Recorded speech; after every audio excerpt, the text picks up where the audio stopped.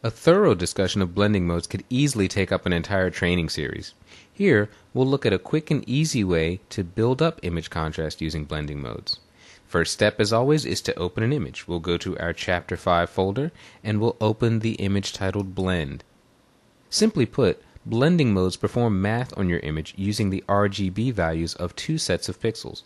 So in order for blending modes to work, you have to have at least two items in your Layers panel.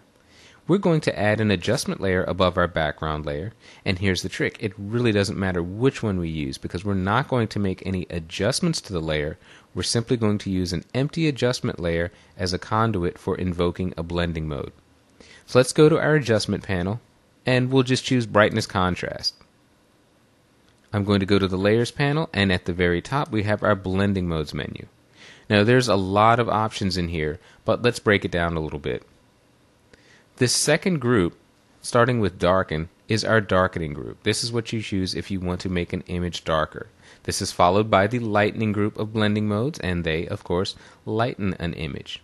This third group, beginning with overlay, is our contrast group, and this is what we use to adjust the contrast in the image by brightening some pixels and darkening other pixels.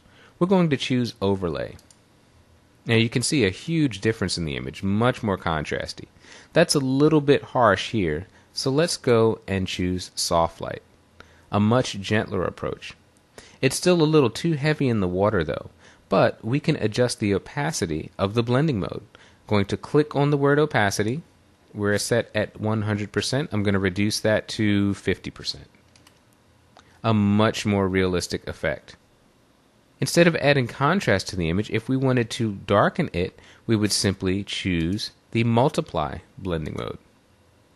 If we wanted to lighten the image, we would choose screen. And of course, as you move between different blending modes, you can adjust the opacity as needed.